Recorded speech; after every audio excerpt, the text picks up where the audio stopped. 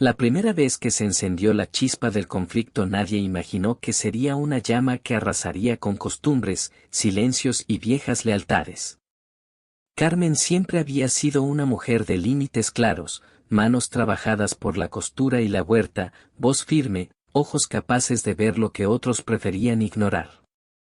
Vivía sola desde que su esposo, el abuelo Antonio, murió hacía 5 años, y el silencio de la casa se había convertido en un territorio que ella defendía con uñas y recuerdos.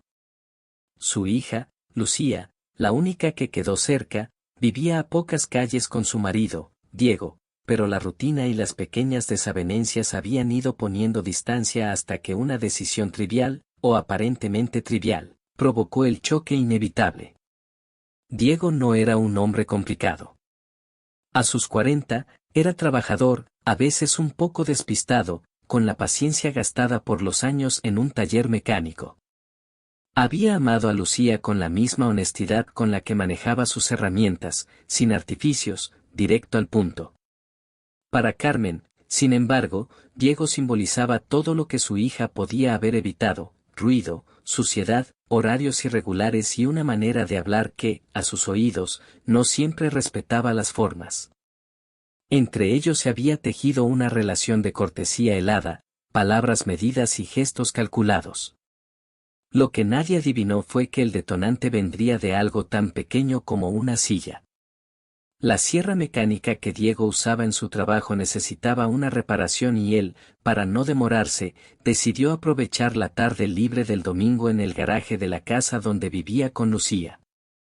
Carmen, que iba a tomar té en la cocina mientras ordenaba la despensa, tenía una silla de madera que conservaba desde antes de casarse, una pieza de esas que parecen tener la memoria de una familia.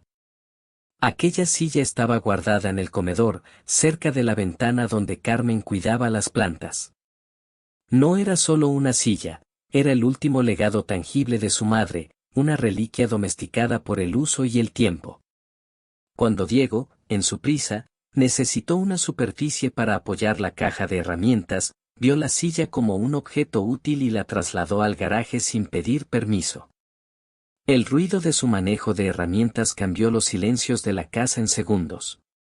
Carmen, al ver la silla vacía y la ventana reflejando su propia soledad, sintió que algo se había roto más allá de la madera.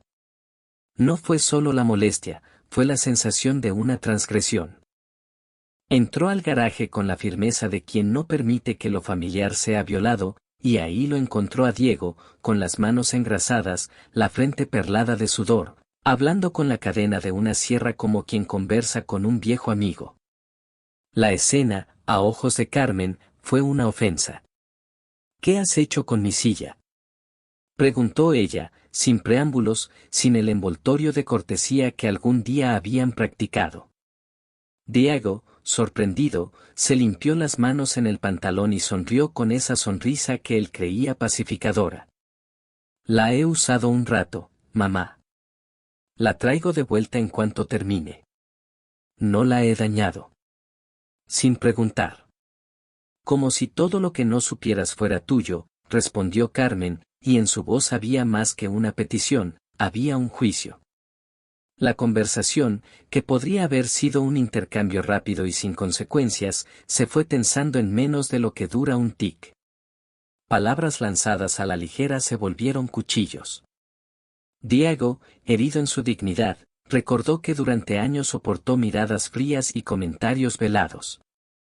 Carmen, por su parte, revivió otros agraviados, la falta de consideración de un yerno que, para ella, representaba una corriente continua de desatenciones. El hogar, que hasta entonces había funcionado con frágil equilibrio, empezó a tragar resentimientos como una olla vieja que no deja escapar el vapor. El lunes siguiente, el pueblo habló. En la plaza, en la panadería, incluso en la peluquería, la historia de la silla viajó con interpretaciones crecientes.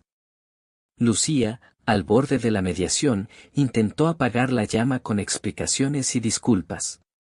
Pero la tensión ya había generado coaliciones invisibles. Algunos vecinos, que conocían la historia de la familia de Carmen, se colocaron de su lado con nostalgia por las tradiciones, otros, Quienes veían en Diego el trabajo honesto que mantenía a su casa, tomaron partido por el yerno. Eso comenzó a transformar el conflicto doméstico en un asunto comunitario, y las pequeñas grietas en la relación empezaron a amplificarse. No es solo la silla, confesó Carmen una tarde a su amiga Martina, mientras ambas tomaban el café. Es la falta de respeto que viene desde hace años. No es la primera vez que entran en mis cosas como si fueran pertenencias comunes.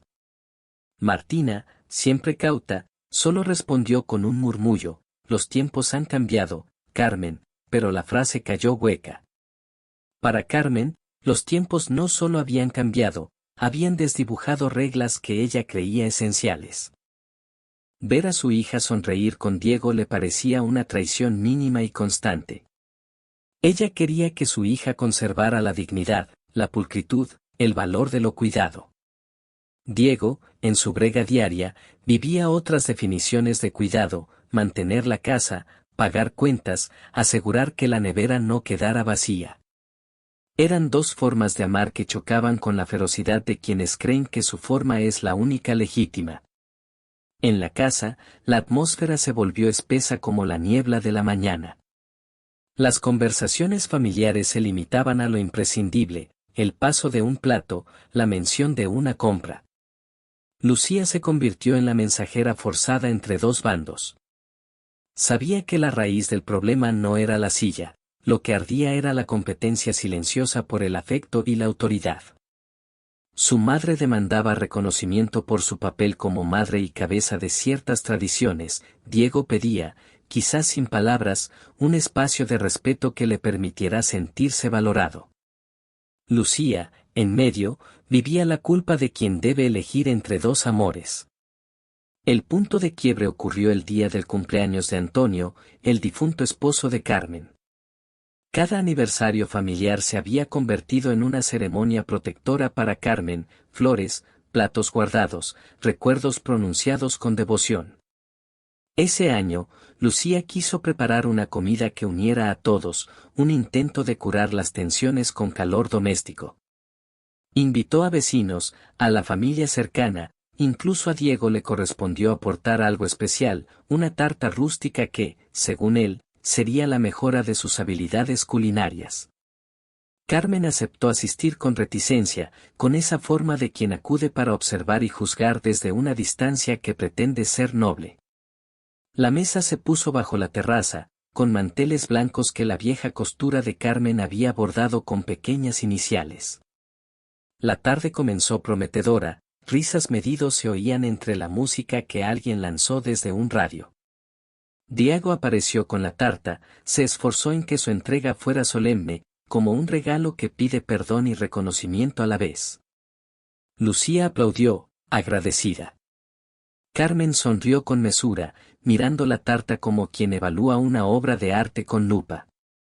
La tragedia, esta vez, no fue un gesto rudo ni una palabra hiriente, fue una ocurrencia que nadie pudo prever.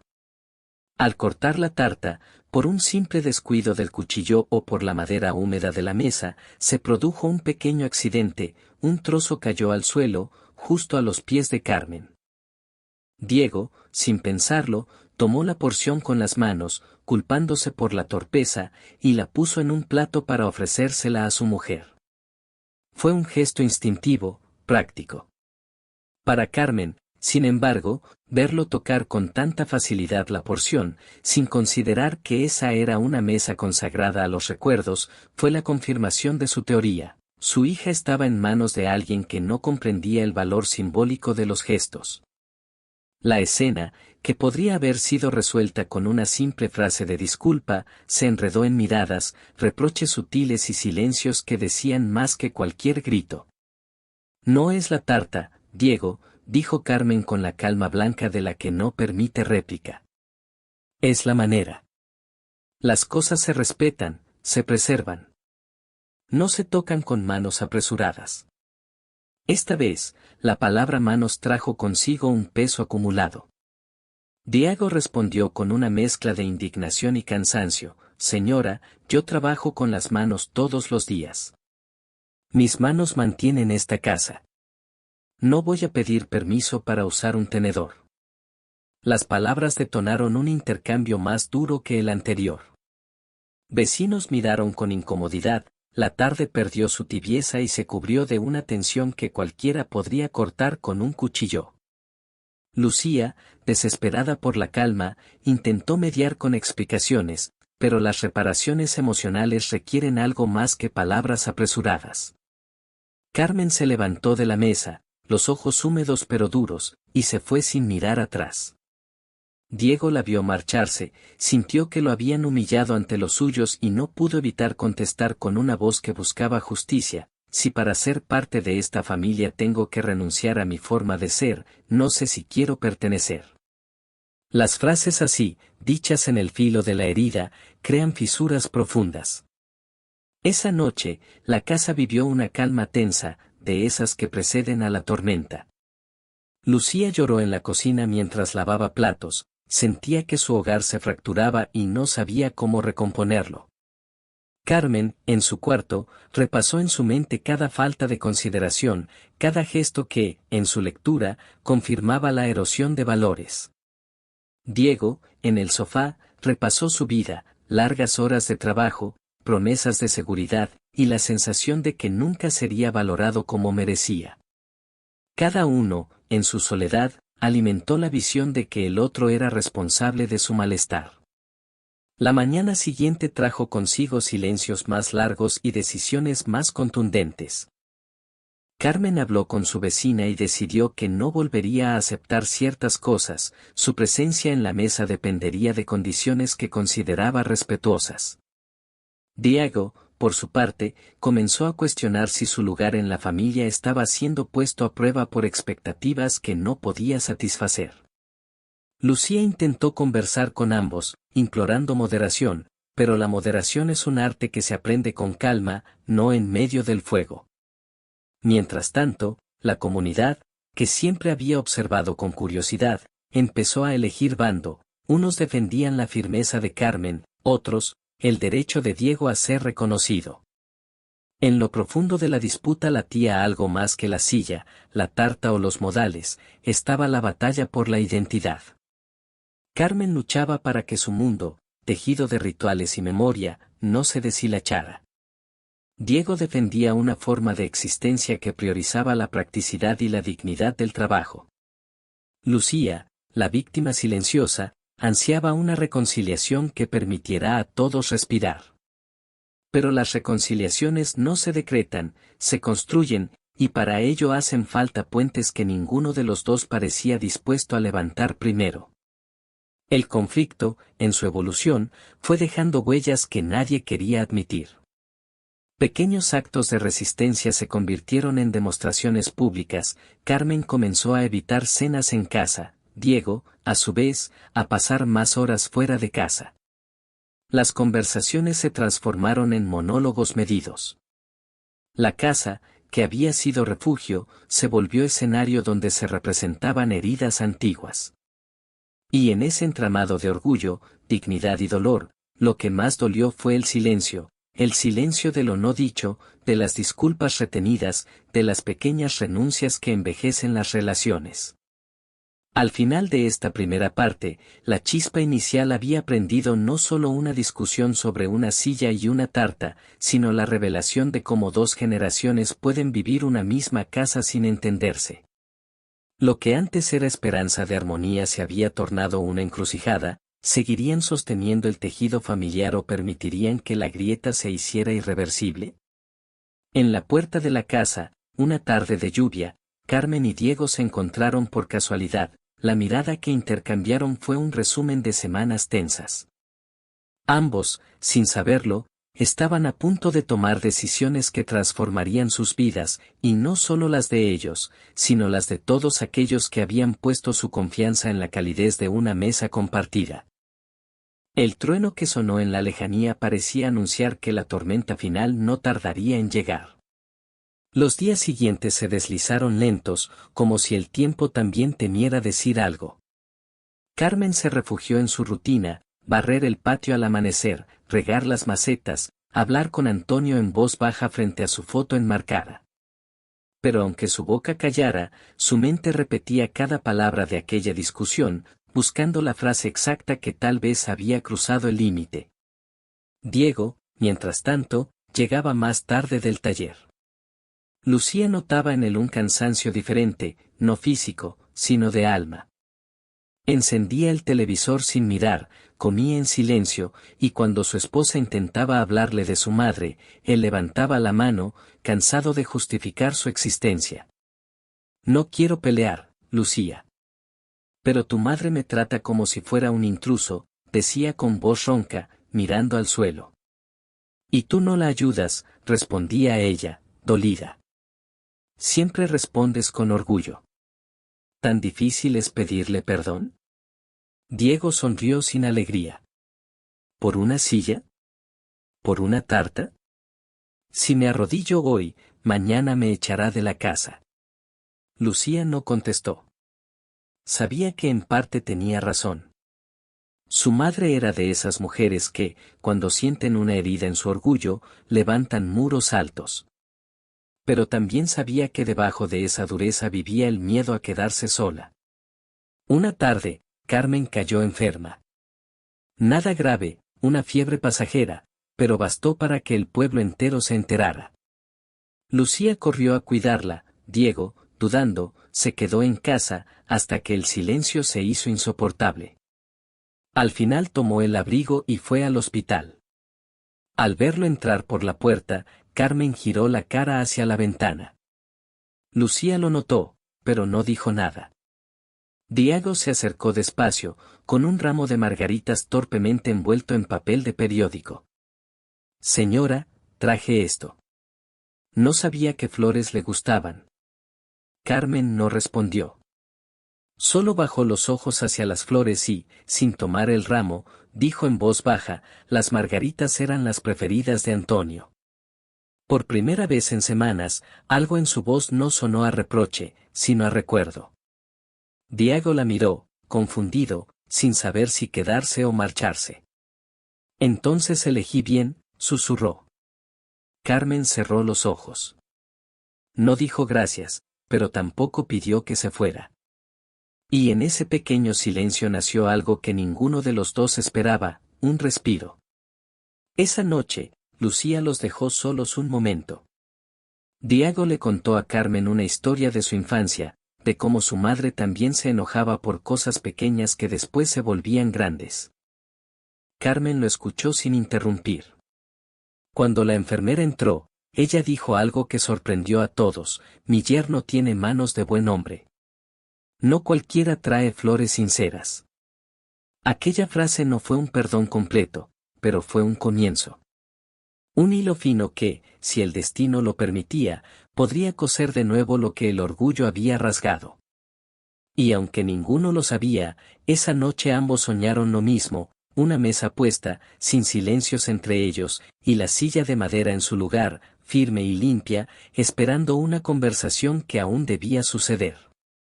Pasaron los meses, y la vida volvió a su ritmo, aunque nada fue igual. El conflicto entre Carmen y Diego no desapareció de un día para otro, pero dejó de doler como herida abierta y se convirtió en una cicatriz que recordaba una lección, el orgullo envejece más rápido que las personas. Carmen, tras aquella estancia en el hospital, cambió pequeñas cosas que nadie esperaba.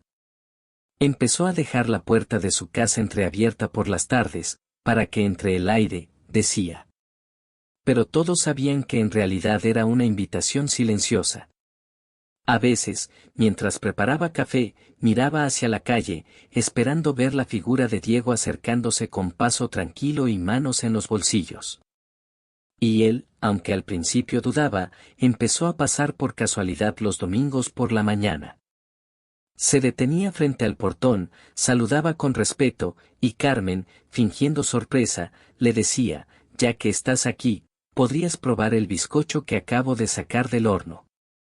Solo si promete que esta vez no me regañará, contestaba él con media sonrisa. Y así, poco a poco, el rencor se fue disolviendo entre tazas de café, risas torpes y recuerdos compartidos de Antonio, de Lucía, de los tiempos en que todo parecía más sencillo. Lucía, que los observaba desde la cocina, sentía una mezcla de alivio y ternura. Sabía que no habría disculpas formales, ni palabras grandes. Pero los gestos hablaban por sí solos. La silla de madera, aquella que un día fue el motivo del conflicto, ahora estaba en el centro del comedor, bien pulida, y cada domingo Diego se sentaba en ella sin miedo. Carmen incluso le colocaba un pequeño cojín, para que no se enfríe la espalda. El pueblo también lo notó. En la plaza se comentaba que Carmen, la mujer de carácter duro, había aprendido a sonreír de nuevo. Y que Diego, el mecánico callado, ya no bajaba la cabeza al cruzarse con ella. Se saludaban con respeto, y en sus miradas había algo más profundo que simple cortesía, una complicidad ganada a pulso. Una tarde de otoño, mientras las hojas caían lentas sobre el patio, Carmen le dijo algo que Diego nunca olvidaría: «Sabes, hijo, cuando uno envejece, se da cuenta de que no hay guerras pequeñas ni victorias grandes. Lo importante es con quien compartes el pan». Diego solo asintió, con la emoción atrapada en el pecho. «Entonces supongo que al final, ganamos los dos». Carmen sonrió, miró la silla, y respondió: «No. Ganó la familia». Desde aquel día, en cada comida familiar, Carmen colocaba una margarita fresca en el centro de la mesa. No era un adorno cualquiera, era el símbolo de que incluso las relaciones más difíciles pueden florecer si se riegan con humildad y tiempo. Y así, entre café, pan y risas, el hogar volvió a ser hogar. No perfecto, pero lleno de vida, de silencios cómodos, de miradas que ya no juzgaban, sino comprendían. Porque al final, el amor, ese amor que no siempre se dice con palabras, fue más fuerte que el orgullo, más persistente que los años, y más sabio que el conflicto que un día casi los separa.